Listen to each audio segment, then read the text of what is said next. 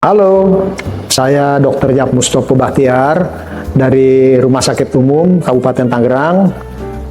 Pada hari ini kita memperingati Hari Kesehatan Jiwa Sedunia, ya, Hari Kesehatan Jiwa Sedunia dengan tema prioritas kesehatan mental di tempat kerja.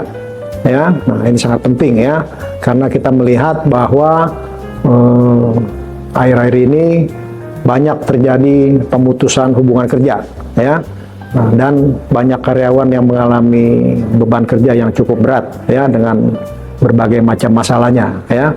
Seperti kita ketahui, udah lama memang ya, berapa tahun yang lalu ada survei dari suatu media, ya, koran harian, ya, mengatakan bahwa 1 dari 5 orang mengalami gangguan kesehatan mental di tempat kerja, ya. Apa saja tuh gangguan mentalnya, ya, macam-macam manifestasi klinisnya yang bisa kita tampilkan, ya. Ya, jadi tahun ini memang WHO ya, kalau nggak salah ya, tingkat dunia menyoroti, sehingga kita di Indonesia ikut meramaikan, ya, kondisi ini, ya. Nah, karena memang seperti yang saya katakan tadi, beban kerjaan memang tinggi, ya, dengan berbagai macam masalah, ya.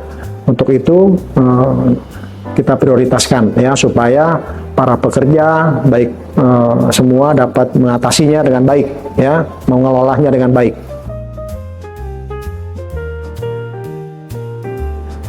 Untuk membuat kita semua sadar pentingnya kesehatan, ya, kadang-kadang orang datang berobat itu apabila sudah ada keluhan, ya. Nah, maka itu sekarang kita meng-highlight supaya karyawan secara umum, ya, bisa menyadari, ya, mempunyai awareness yang cukup untuk menyadari bahwa sebenarnya ini saya mengalami masalah nih dari kesehatan mental saya, ya kan. Nah, kalau kita lihat memang manifestasi keluhannya macam-macam dari gangguan kesehatan mental ini, ya, bisa dari segi kognitifnya dia, ya, berpikirnya, dari perilakunya, ya, dari emosinya, ya, dari kesehariannya itu kelihatan, ya, misalkan dia mudah tersinggung emosinya, ya kan, menyendiri, ya, gampang cemas, murung, ya, atau perilakunya itu tadi, ya, emosinya, ya, atau perilakunya menyendiri, atau dia dari pola pikirnya mudah lupa, ya, kerja salah-salah melulu, ya, ya. Terus dia menjadi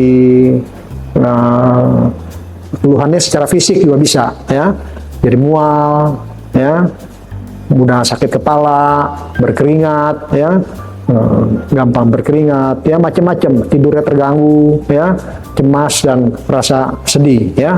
Nah, itu manifestasi gambaran klinis dari tanda-tanda adanya masalah kesehatan mental, ya. Nah, itu harus dikenali, ya.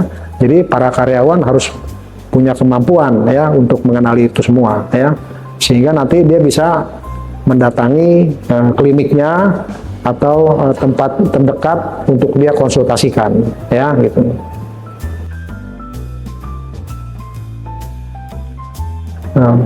Untuk bagaimana kita mengelolanya, ya.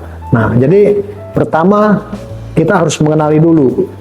Jadi setiap individu harus punya kemampuan mengenali diri sendiri, ya. Nah, kita ini tipe orangnya seperti apa, ya, itu satu, ya. Jadi tiap orang itu unik, ya. Jadi tiap individu mengenali dulu diri sendiri, itu yang penting. Jadi aware, ya. Oh, saya ini orangnya seperti ini, ya. Oh, ternyata saya gini nggak sembuh-sembuh, ya. Nah, itu, ya. Jadi kalau misalnya udah bisa mengenali, oh, saya lagi stres nih, karena nggak sadar tuh, ya, yang kenali orang lain, ya, gitu, yang menilai. Itu satu, mengenali kemampuan diri sendiri. Terus kita punya kemampuan untuk menikmati pekerjaan kita, ya, menyayangi, ya, menyukai pekerjaan kita dengan sepenuh hati. Terus, terus kita bagaimana caranya supaya kita bisa menjaga hubungan baik dengan teman-teman sekitarnya, ya, itu yang penting juga, ya. Gitu. Terus kita membagi waktu dengan baik, ya, antara pekerjaan dengan keseharian kita, kemampuan kita mengurus diri sendiri, ya. Nah, itu dibagi dengan baik, waktu istirahat dengan baik, berolahraga, ya.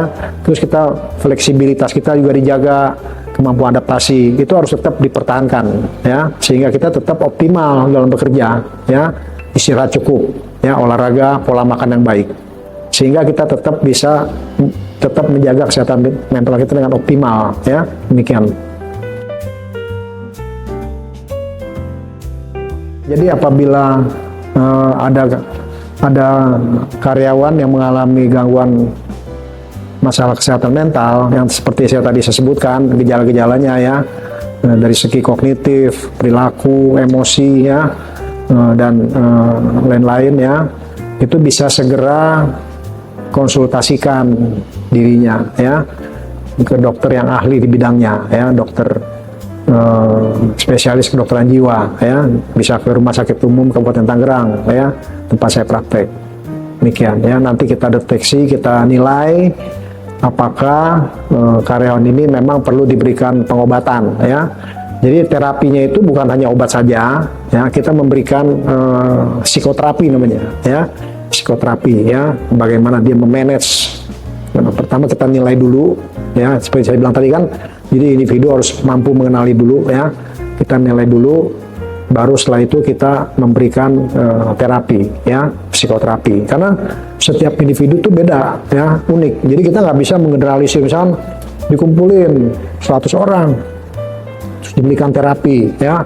Nah itu beda-beda, nanti penilaiannya beda, karena tiap orang-orang beda-beda, ya, punya latar belakang pola pikir yang berbeda, ya. Jadi harus per individu.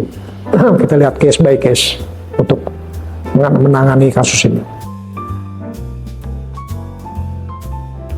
Oke, nah ini menjadi hal yang dari dulu memang, ya, stigma ini merupakan momok, ya, bagi dunia kesehatan jiwa, ya, gitu yang menjadi, ya, karena stigma itu masih terus terpelihara, ya, baik dari dunia kesehatan, ya, dunia kesehatan sendiri menstigma, ya kan, ya, misalkan teman sejawat dokter lain, ya, wah kamu datang ke psikolog atau ke psikiater, ya, nah, memang kamu ada masalah gangguan apa, ya kan, nah, istilahnya sekarang, ya, di stigma, ya, orang gila lah apa segala, ya. Nah itu udah nggak benar, ya, itu harus dipatahkan istilah-istilah itu, ya.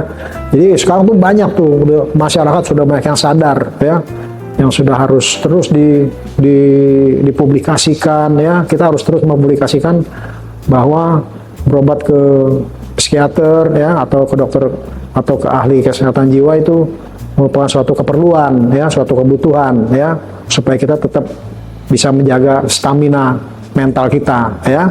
Karena prinsipnya kalau kita sakit kita nggak bisa ngapa-ngapain, ya, kita tidak menghasilkan apa-apa. Tapi kalau kita sehat, walaupun kita mengeluarkan uang, ya, tapi kita mendapatkan sesuatu, ya, kita mendapatkan sesuatu, mendapatkan hasil, karena kita bisa bekerja walaupun kita berobat, ya. Ya, jadi ada selisihnya. Tapi kalau kita nggak bisa ngapa-ngapain, ya kita nggak dapatkan apa-apa, malah kita mengeluarkan terus, ya, nggak bisa ngapa-ngapain, tidak produktif jadinya, ya. Itu. Jadi cara berpikirnya harus seperti itu, ya. Nah, dan cepat harus, dan saya berharap para pendengar cepat harus mengambil keputusan, ya, jangan berlama-lama ke dokter ini, ya. Kadang-kadang shopping itu menghambat penyembuhan, ya. Gitu. Segera, ya, nggak apa-apa, nggak usah malu-malu, ya. Gitu. Oke, kita akan tetap menjaga rahasia pengobatan dari pendengar sekalian. Di tempat kerja tipsnya, ya, pertama kita harus mampu beradaptasi, ya, kita harus punya kemampuan flexibility, ya, untuk menyesuaikan diri di tempat kerja, ya.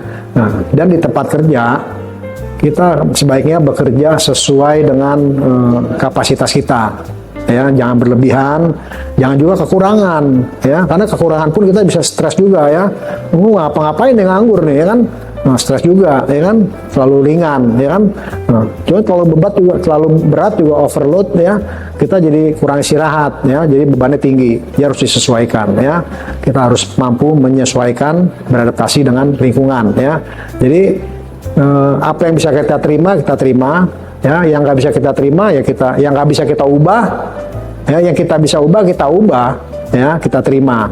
Tapi yang nggak bisa kita ubah, kita harus punya kemampuan menyesuaikan diri. Itu ada pepatah tuh ya dari seorang Pak ahli ya, gitu. Yang kita bisa terima ya, yang nggak bisa kita ubah ya kita terima, ya, gitu. Demikian pesan saya. Oke, sebagai penutup dari diskusi kita ya pada hari ini di Hari Kesehatan Jiwa Sedunia, ya, mungkin dari pemirsa apabila merasakan atau mengalami hal-hal yang tadi saya sebutkan ya, mungkin bisa segera untuk mendeteksi dan segera untuk berobat ya ke klinik jiwa RSUD Kabupaten Tangerang ya di lantai 3 rawat jalan ya. Demikian harapan saya. Terima kasih.